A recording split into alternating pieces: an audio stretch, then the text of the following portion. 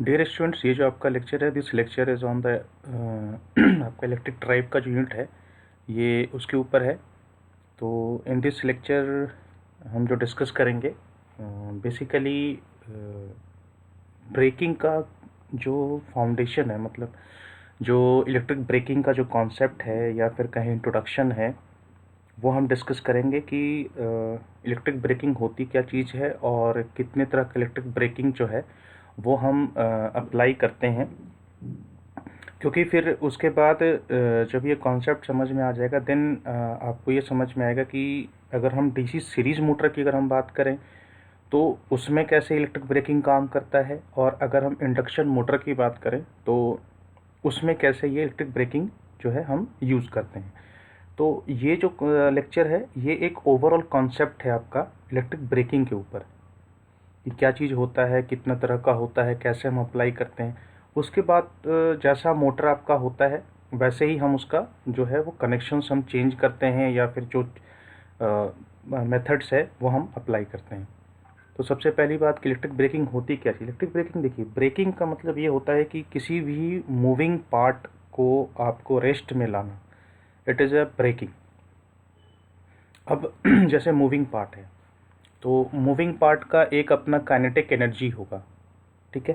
तो उस kinetic energy को आपको या तो उसको डिसिपेट करना है, यानी कि उसको या तो किसी अदर फॉर्म में उसको आपको हीट एनर्जी फॉर्म में कन्वर्ट करके, मतलब काइनेटिक एनर्जी को हीट एनर्जी में कन्वर्ट करके आपको उसको डिसिपेट करना है ना। या फिर आप जो भी काइनेटिक एनर्जी आपका है at the time of braking उसको आप सप्लाई में वापस कर दीजिए, ठीक है। दो तरह का है। तो क्या है इलेक्ट्रिक ब्रेकिंग, जिसमें कि आपका जिस चीज़ के ऊपर आप ब्रेकिंग अप्लाई कर रहे हो, जिस भी चीज़ के ऊपर आप ब्रेकिंग अप्लाई कर रहे हो उसका एक अपना काइनेटिक एनर्जी हो। अब उस काइनेटिक एनर्जी को या तो आप इलेक्ट्रिकल एनर्जी में कन्वर्ट करिए और उसको उस इलेक्ट्रिकल एनर्जी को आप डिसिपेट करिए रेजिस्टेंस के थ्रू, या फिर उस इलेक्ट्रिकल एनर्जी को आप सोर्स को वापस सप्लाई कर दीजिए। तो ये दो तरह का कॉन्सेप्ट होता है आपका इलेक्ट्रिक ब्रेकिंग में। अब इलेक्ट्रिक ब्रेकिंग जब हम अप्लाई करते हैं तो उसके मतलब एक कैरेक्टरिस्टिक होता है, मतलब क्या क्या चीज़ें ज़रूरत होती हैं। जैसे अगर आप बाइक खरीदने जाते हो तो क्या क्या इसेंशियल होना चाहिए बाइक में। माइलेज अच्छा होना चाहिए, ब्रेक अच्छा होना चाहिए, सीट कंफर्टेबल होना चाहिए, है ना। ये सब चीज़ें। वैसे ही अगर हम ब्रेकिंग सिस्टम की अगर हम बात करें तो ब्रेकिंग सिस्टम का क्या क्या इसेंशियल होना चाहिए, यानी क्या क्या रिक्वायरमेंट्स होना चाहिए। तो पहला तो ये है कि reliable and quick in action. जब भी ऐसा आपको ब्रेकिंग अप्लाई करना हो तो वो जितना जल्दी हो सके वो अप्लाई हो सके, और रिलायबल मतलब ये है कि अगर आप ब्रेक अप्लाई कर रहे हैं तो ब्रेक फेल नहीं होना चाहिए। उसके बाद है the braking force must be capable of being controlled. अब जब आप ब्रेकिंग फोर्स अप्लाई कर रहे हो तो उसमें ये होना चाहिए कि आपके जो आप जितना ब्रेकिंग अप्लाई कर रहे हो उतना ही ब्रेकिंग अप्लाइड होना चाहिए, ना उससे ज़्यादा ना उससे कम। उसके बाद आपके पास एक प्रॉपर मीडियम होना चाहिए या फिर प्रॉपर अरेंजमेंट होना चाहिए, जिससे कि आपका जो भी स्टोर्ड काइनेटिक एनर्जी है रोटेटिंग पार्ट का आप उसको डिसिपेट कर सकें। और अगर किसी फॉल्ट, अगर कोई भी फॉल्ट आता है आपके ब्रेकिंग सिस्टम में तो आपका सिस्टम जो है वो इंस्टेंटेनियस रेस्ट पे आ जाना चाहिए, या फिर उस टाइम पर आपका जो है मैकेनिकल ब्रेक जो है वो तुरंत एक्शन में आ जाना चाहिए। मतलब कि एक आपका प्राइमरी हो गया, एक बैकअप हो गया। तो इस तरीके से ये चार इसेंशियल्स हैं आपके इलेक्ट्रिक ब्रेकिंग सिस्टम के। अब इलेक्ट्रिक ब्रेकिंग सिस्टम जो हम अप्लाई करते हैं, या फिर इलेक्ट्रिक ब्रेकिंग छोड़िए, कोई भी ब्रेकिंग सिस्टम, जैसे ब्रेकिंग सिस्टम एक्चुअली होता दो है, एक मैकेनिकल ब्रेकिंग, एक इलेक्ट्रिक ब्रेकिंग। तो चाहे वो इलेक्ट्रिक ब्रेकिंग हो चाहे मैकेनिकल ब्रेकिंग हो, तो अगर आप ब्रेकिंग अप्लाई करते हैं तो ये दो तरह का होता है। या तो आप ड्राइव को रेस्ट पर लेकर आइए, या फिर आप लोड को जब या तो आप ड्राइव को रेस्ट पर लेकर के आइए, या फिर आप जो है जब लोड को लोअर कर रहे होते हैं उस टाइम पे हम अप्लाई करते हैं, है ना। तो चाहे वो इलेक्ट्रिक ब्रेकिंग हो चाहे मैकेनिकल ब्रेकिंग हो, दोनों को जब हम अप्लाई करते हैं तो किस लिए अप्लाई करते हैं, या तो हमें ड्राइव को रेस्ट में लाना होता है या फिर हमें लोड को लोअर करना होता है, मतलब धीमे धीमे करके नीचे करना हो। इसी दो कंडीशन में हम जो है ब्रेक अप्लाई करते हैं, ठीक है। तो ये जो पूरा था, इसका नेट समरी यही है कि इलेक्ट्रिक ब्रेकिंग जो है वो फेनोमेना कहिए या फिर वो प्रोसेस है जिसके थ्रू हम जो काइनेटिक एनर्जी है रोटेटरी पार्ट का, उसको हम इलेक्ट्रिकल एनर्जी में कन्वर्ट करके अब उस इलेक्ट्रिकल एनर्जी को या तो हम हीट में डिसिपेट करेंगे या फिर उस इलेक्ट्रिकल एनर्जी को हम वापस सोर्स में भेज देंगे जहाँ से हम सप्लाई दे रहे हैं, ठीक है। और ये जो नेसेसरी एक्शंस हैं कि रिलायबल होना चाहिए, क्विक इन एक्शन होना चाहिए और कंट्रोल्ड होना चाहिए। आपका ब्रेकिंग फोर्स जो अप्लाई कर रहे हो इट शुड बी कंट्रोल्ड, और आपके पास एक एडिक्वेट मीन होना चाहिए स्टोर्ड काइनेटिक एनर्जी को डिसिपेट करने के लिए। और अगर फॉल्ट आ रहा है तो सिस्टम रेस्ट में आ जाना चाहिए। और हम दो कंडीशन में ब्रेक अप्लाई करते हैं, जब हमें ड्राइव को रेस्ट पे लेकर आना है या फिर हमें लोड को लोअर करना है। अब इलेक्ट्रिक ब्रेकिंग जो है अब दो तरह का जो हमने डिस्कस किया कि एक बार है हमें जब ड्राइव को रेस्ट में लेकर के आना है, ठीक है। तो इसका क्या ऑब्जेक्टिव हो सकता है, एक है कि टाइम आपको जो है जो इसका मेन ऑब्जेक्टिव ये होना चाहिए कि जो स्टॉपिंग टाइम है वो घटा होना चाहिए, कि वो कम होना चाहिए। और अगर आपको किसी स्पेसिफिक पॉइंट पे स्टॉप करना है तो उस टाइम पर वो ब्रेक अप्लाई हो करके आपका सिस्टम स्टॉप हो जाए। जैसे लिफ्ट वगैरह में क्या होता है कि आपको अगर 4th फ्लोर पे रुकना है तो आप 4th फ्लोर पे ही रुकोगे, अगर आपको 5th फ्लोर पे रुकना है तो 5th फ्लोर पे ही रुकोगे। तो उसी इंस्टेंट पे वो एग्जैक्टली रेस्ट में आ जाना चाहिए। और एक फीडबैक सिस्टम भी हमारे पास होना चाहिए। फीडबैक इसलिए रिक्वायर्ड है क्योंकि अगर फीडबैक नहीं होगा तो आपको कैसे पता चलेगा कि किस मोमेंट पर कितने देर के बाद कितना हमें ब्रेकिंग अप्लाई करना है। तो एक नॉर्मल फीडबैक सिस्टम भी हमें चाहिए होता है, तो ताकि हम जो हमारा ब्रेकिंग पर्पज़ है वो कंट्रोल्ड रहे एक तरीके से, ठीक है। उसके बाद जब braking while lowering the load है ना, तो इसका दो पर्पज़ है, controlling the speed at which load comes down and limiting it to a safe value and feeding back power back to the supply system। इसका दो पर्पज़ है अगर आप लोड को लोअर कर रहे हैं तो। ये एक्चुअली बेसिकली जैसे आपका क्रेन वगैरह में होता है या फिर अगर हेवी लोड्स को अगर आप नीचे की तरफ ले जा रहे हैं तो उसमें क्या होता है कि हम सिस्टम को धीमे धीमे करके हम लोड को रिड्यूस करते चले जाते हैं या स्पीड को कम करते चले जाते हैं एक सेफ वैल्यू तक के लिए। उसके बाद है कि और जो भी एक्स्ट्रा पावर है आपका उसको हम सप्लाई सिस्टम को वापस कर देते हैं। तो डिपेंडिंग अपॉन द टाइप कितने तरह का होता है, आपका 3 तरह का होता है इलेक्ट्रिक ब्रेकिंग। एक होता है प्लगिंग जिसको हम काउंटर करंट ब्रेकिंग भी बोलते हैं, एक होता है आपका डायनेमिक ब्रेकिंग जिसको हम रियोस्टैटिक ब्रेकिंग भी बोलते हैं, और लास्ट तीसरा जो होता है वो होता है रीजनरेटिव ब्रेकिंग। इसमें हम क्या करते हैं, हम सोर्स को सोर्स जो है या फिर अगर आप सप्लाई कह लीजिए, है ना, तो पावर जो आपका होता है पावर इज़ गिवन बैक, ठीक है, power is given back to source और सप्लाई, ठीक है। और इनमें जो होता है आपका ये सब जो होता है इसमें आपका जो केस है वो है आपका एनर्जी डिसिपेशन का। अभी हम देखेंगे कि कैसे हम एनर्जी डिसिपेट करते हैं। तो एनर्जी डिसिपेट करने के लिए बेसिकली आपने नेटवर्क्स में भी पढ़ा होगा कि रेजिस्टेंस हम यूज़ कर सकते हैं एनर्जी को डिसिपेट करने के लिए, है ना, ये चीज़ है। तो पहले आते हैं प्लगिंग क्या होता है या फिर इसको काउंटर करंट ब्रेकिंग क्या बोलते हैं। It is the simplest braking system, बहुत सिंपल होता है। इसमें अब देखिए अब हमें गौर ये करना है कि एक पर्टिकुलर ब्रेकिंग सिस्टम में क्या मैकेनिज़्म अप्लाई होता है, क्या टेक्निक वी अप्लाई कि हम वो ब्रेकिंग हम अप्लाई कर पाते हैं, ठीक है। तो हम उस टेक्निक के कॉन्सेप्ट को हमें समझना है। तो इसमें क्या होता है कि इसमें मोटर वाइंडिंग को हम रिवर्स डायरेक्शन में हम कनेक्ट करते हैं और इसमें जो जब आपका आर्मेचर को रेस्ट, इसमें आर्मेचर रेस्ट पे नहीं आता, आर्मेचर आपका रोटेटिंग नहीं रहता है, और उसी टाइम पे जब ब्रेकिंग अप्लाई करना है तो जब आपका आर्मेचर रोटेट कर ही रहा है उसी ड्यूरेशन में हम कनेक्शन को रिवर्स करते हैं, ठीक है। तो अब जब आप कनेक्शन को रिवर्स करते हैं तो क्या होता है कि उसकी वजह से जो आपका रोटेशन हो रहा है, उस रोटेशन के ऑपोजिट में फोर्स जनरेट होता है, वो आपका जो ड्राइव्स कहिए या फिर मोटर का पार्ट कहिए, उसको वो रेस्ट में ले आता है। उसके बाद हम फिर मैकेनिकल ब्रेक हम अप्लाई करते हैं। और जब आपका ब्रेकिंग पीरियड ख़त्म हो जाता है तो हम मोटर से सप्लाई जो है वो कट ऑफ कर देते हैं। ठीक है, तो प्लगिंग का कॉन्सेप्ट क्या है? प्लगिंग का कॉन्सेप्ट ये है कि जब आपका आर्मेचर रोटेट कर रहा है, उस टाइम पर हम मोटर का जो वाइंडिंग है उसका कनेक्शन को हम क्या करते हैं? रिवर्स करते हैं। और रिवर्स करने से क्या होता है कि जो डायरेक्शन ऑफ रोटेशन है उसमें एक ऑपोजिशन फोर्स जनरेट होता है, जिसकी वजह से आपका मोटर या ड्राइव जो है वो रेस्ट में आ जाता है। ये कॉन्सेप्ट है आपका प्लगिंग का। ठीक है, और इसको हम डीसी मोटर में अप्लाई कर सकते हैं, इंडक्शन मोटर में अप्लाई कर सकते हैं और सिंक्रोनस मोटर में अप्लाई कर सकते हैं। अब प्लगिंग का जो है इसका एडवांटेज ये है कि ये जो है ग्रेटर ब्रेकिंग टॉर्क प्रोवाइड करता है देन द डायनेमिक ब्रेकिंग।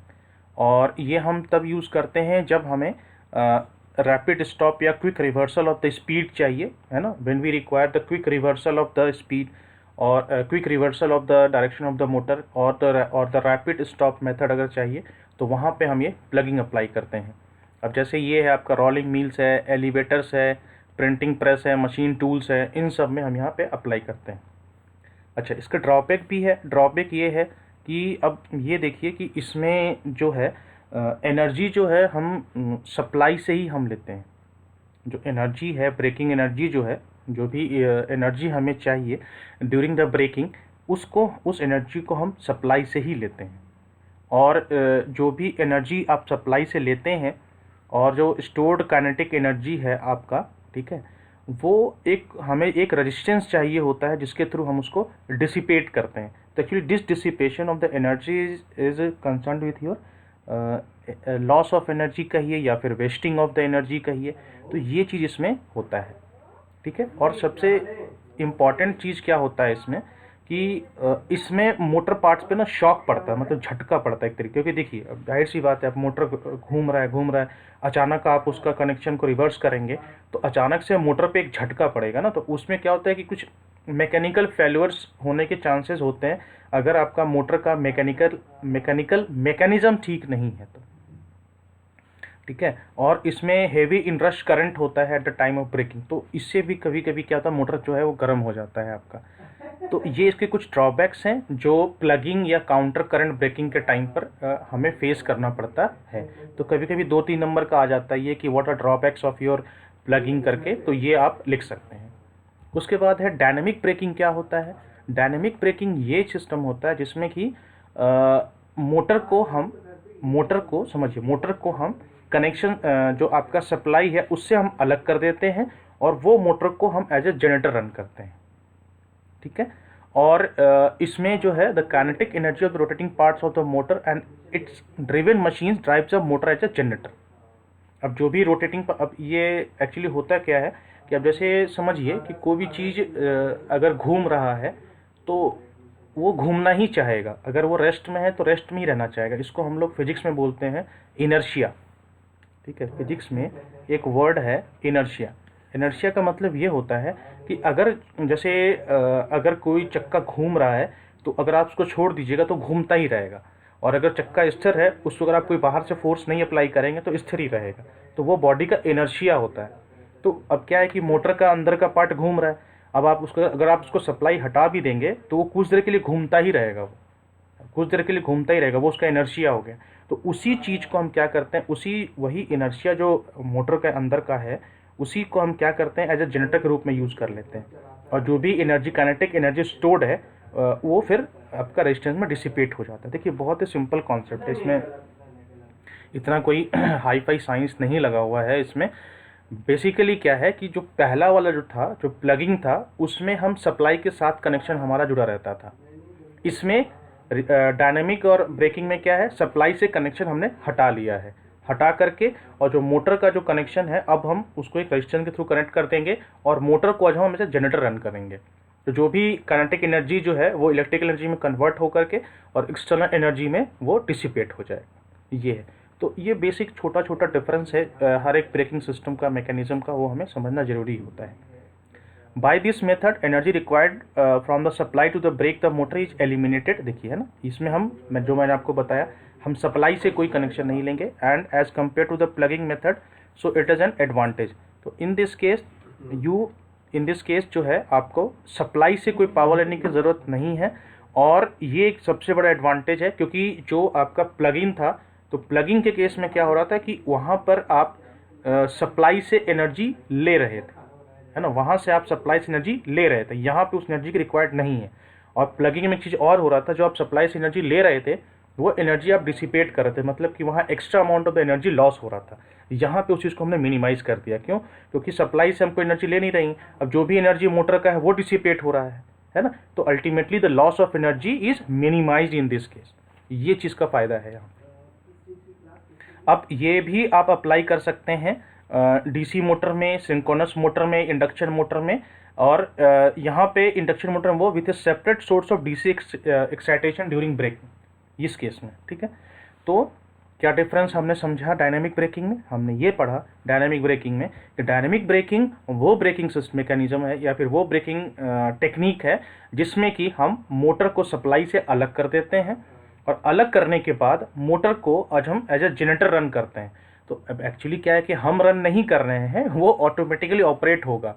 ठीक है, ऐसा नहीं है कि मतलब अगर हम ये वर्ड यूज़ करते हैं, या फिर मैं यूज़ कर रहा हूँ कि एज ए जनरेटर हम रन करेंगे, तो इसका कहने का मतलब ये होता है कि अगर हमने सप्लाई से मोटर को हटा दिया है तो मोटर का, अब देखिए आपने बैक ईएमएफ भी पढ़ा होगा, तो मोटर के वाइंडिंग के अंदर अपना एक ईएमएफ जनरेट होता है, तो उस ईएमएफ को हम क्या करेंगे, करंट में कन्वर्ट करेंगे रेजिस्टेंस लगा करके, और वो डिसिपेट होगा। समझिए, अंदर मशीन के अंदर का चीज़ समझिए क्या हो रहा है ना, मशीन के अंदर क्या क्या काम हो रहा है वो समझिए। कि मशीन जब चल रहा होता है तो बैक ईएमएफ आपने पढ़ रखा है कि वाइंडिंग में उसका बैक ईएमएफ होता है। बैक ईएमएफ है, इसका मतलब अगर आप उसको कनेक्शन प्रोवाइड करेंगे तो करंट भी फ्लो होगा। तो बस उसी चीज़ को हम क्या कर रहे हैं, बस वही चीज़ जो बैक ईएमएफ के फॉर्म में जो हमारा ईएमएफ है, उसको जो हम करंट के रूप में हम डिसिपेट करते रह रहे हैं रेजिस्टेंस कनेक्ट करके, उसी चीज़ को हम बोल रहे हैं कि हम जनरेटर की तरह रन कर रहे हैं। ठीक है, ऐसा नहीं है बेटा कि हम बिल्कुल कनेक्शन चेंज कर दिए हैं, सब कुछ वही चल रहा है। ठीक है, अब चूंकि पहले हम सप्लाई दे रहे थे, अब हम उसी मशीन से सप्लाई हम ले रहे हैं, तो उसको हमने जनरेटर बोल दिया। तो मशीन वही है, काम अलग अलग है। ठीक है, कंफ्यूज नहीं होने का है इन सब चीज़ों में।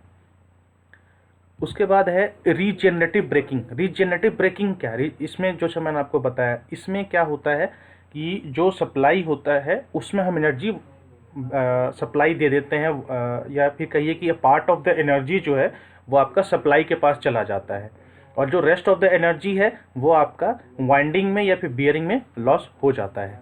ठीक है, तो इन रीजेनरेटिव ब्रेकिंग जो mechanical energy is converted into electrical energy. ठीक है, और जो इलेक्ट्रिकल एनर्जी जनरेट हुआ है उसका कुछ पार्ट हम सप्लाई को देंगे, बाकी जो पार्ट है वो हम या तो वाइंडिंग का जो रेजिस्टेंस है उसमें लॉस हो जाएगा, या फिर जो बियरिंग है उसमें लॉस हो जाएगा। इसमें कोई स्विचिंग ऑपरेशंस नहीं होता है। अब नेसेसरी कंडीशन क्या होना चाहिए रीजेनरेटिव ब्रेकिंग का, कि जब आपको रीजेनरेटिव ब्रेकिंग अप्लाई करना है तो सप्लाई वोल्टेज को ड्रॉप करना होगा। अब समझिए ये क्यों लिखा है यहाँ पे, ये इसलिए लिखा है कि अगर आपका सप्लाई वोल्टेज ड्रॉप नहीं होगा तो आप एनर्जी जो है वो नहीं दे सकते बैक सप्लाई को। क्यों? इसका वजह है, देखिए वैसे ये कॉन्सेप्ट जो है यहाँ पे आपको लिखने का ज़रूरत नहीं है एग्ज़ाम में, लेकिन जो पॉइंट है, ये पॉइंट का मतलब क्या है वो समझिए। अब सप्लाई वोल्टेज में ड्रॉप हमें क्यों चाहिए? अब हमें पता है कि अगर हमें करंट को फ्लो कराना है तो हमें एक पोटेंशियल डिफरेंस चाहिए। ठीक है, we need a potential difference, PD short form में। अब पोटेंशियल डिफरेंस कैसे होगा? जब एक हायर पोटेंशियल पर होगा, है ना, और एक लोअर पोटेंशियल पे होगा, तभी होगा ये पॉसिबल। तो जब आपको मशीन से सप्लाई में पावर भेजना है तो आपको मशीन का टर्मिनल वोल्टेज ज़्यादा चाहिए और सप्लाई का टर्मिनल वोल्टेज कम चाहिए, तभी तो पावर पीछे की तरफ फ्लो होगा। पावर, देखिए बेटा एक्चुअली क्या है, पावर फ्लो कुछ नहीं है, पावर फ्लो जो है करंट का फ्लो ही है एक तरीके से। तो करंट का फ्लो अगर आपको रिवर्स करना है तो वोल्टेज का जो मैग्नीट्यूड है उसका वो कम ज़्यादा होना चाहिए, है ना। जैसे अगर आपका V1 बड़ा है V2 से तो करंट जो है वो करंट कैसे फ्लो होगा, करंट ऐसे फ्लो होगा। और अगर आपका V1 कम है V2 से तो करंट कैसे फ्लो होगा, ऐसे होगा। ये है करंट का डायरेक्शन, ये है आपका। तो पहले हम ऐसे कर रहे थे, अब हमें रीजनरेटिव ब्रेकिंग लगाना है। तो अगर आपका Vy सप्लाई वोल्टेज है तो इसको घटना होगा, तभी ये करंट का फ्लो रिवर्स हो सकता है। और करंट का फ्लो रिवर्स तभी होगा जब वोल्टेज का वैल्यू कम होगा, और जब करंट रिवर्स करेगा तभी रीजनरेटिव ब्रेकिंग अप्लाई होगा। ठीक है, देखिए इस एक छोटे से 4-5 शब्दों में कितना अच्छा कंसेप्ट छुपा हुआ है।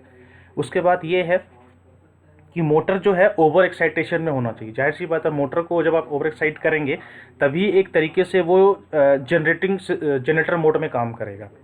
और speed of the motor at the load should be higher than no load speed. अब यहाँ पे भी इस पॉइंट को गौर करिए, नो लोड स्पीड से ज़्यादा स्पीड होना चाहिए मोटर का, तभी तो वो एज ए जनरेटर काम करेगा। देखिए अल्टीमेटली कॉन्सेप्ट यही है कि इसमें भी हम वही कर रहे हैं कि हमारा प्रयास ये है कि हम मोटर को एज ए जनरेटर रन कर रहे हैं, लेकिन तरीका यही है कि इसमें जो है हम कोई स्विचिंग ऑपरेशन नहीं कर रहे हैं। हम सप्लाई से ही अपना सप्लाई वोल्टेज को हम कम कर देंगे ताकि मोटर से पावर जो है वो पीछे फ्लो हो जाए, और मोटर का स्पीड जो है वो ज़्यादा होना चाहिए नो लोड स्पीड से, तभी वो पावर जो है वो पीछे सप्लाई करेगा। तीनों टेक्निक अलग अलग हैं, कन्फ्यूज़न नहीं होना चाहिए और ना कन्फ्यूज़ होना है हमें। जो प्लगिंग है, ठीक है, जो प्लगिंग है उसमें सप्लाई से जुड़ा रहता है, बस कनेक्शन रिवर्स होता है। ठीक है, एक चीज़। उसके बाद जो रियोस्टैटिक ब्रेकिंग है आपका, जो भी हमने पढ़ा डायनामिक रियोस्टैटिक ब्रेकिंग में, इसमें सप्लाई से कनेक्शन हटा दिया जाता है और मोटर को हम रेजिस्टेंस के थ्रू कनेक्ट करते हैं। इसकी वजह से मोटर जो है वो जनरेटर की तरह काम करने लगता है। इसी को हम लोग बोलते हैं कि रन एज ए जनरेटर। ठीक है, मोटर जो है वो जनरेटर की तरह काम करने लगता है, इसीलिए हम इसको क्या बोलते हैं, motor is run as a generator. और रीजनरेटिव ब्रेकिंग में क्या होता है, हम जो भी हमारा मैकेनिकल एनर्जी है उसको हम इलेक्ट्रिकल एनर्जी में कन्वर्ट करके कुछ पार्ट हम सप्लाई को वापस भेजते हैं, और जो बचा हुआ एनर्जी है वो हम वाइंडिंग में या बियरिंग में हम उसको डिसिपेट कर देते हैं। ठीक है, और ये 3 कंडीशन जो आपके हैं रीजनरेटिव ब्रेकिंग के, ये कुछ रेफरेंसेस है जो मैंने लिए हैं, आप भी फॉलो कर सकते हैं। तो ये था बेसिकली जो लेक्चर मेरा था। इसमें जो है मैंने आपके साथ डिस्कस किया कि इलेक्ट्रिक ब्रेकिंग क्या चीज़ होती है, उसका कॉन्सेप्ट। देखिए मेरा मेन मोटिव था इस लेक्चर का कि डीसी मोटर का ब्रेकिंग, इंडक्शन मोटर का ब्रेकिंग पढ़ने के पहले एक दिमाग में इमेज बन जाए, हमारे दिमाग में कॉन्सेप्ट बन जाए कि अगर हम रीजनरेटिव ब्रेकिंग पढ़ रहे हैं डीसी मोटर का तो हम उसमें क्या करने वाले हैं। बाकी तो अंदर का फिनोमेना 2-3 लाइन का होगा बस। तो ये है आपका इलेक्ट्रिक ब्रेकिंग कॉन्सेप्ट। तो अगर कोई डाउट हो तो आप पूछ सकते हैं, and thank you so much.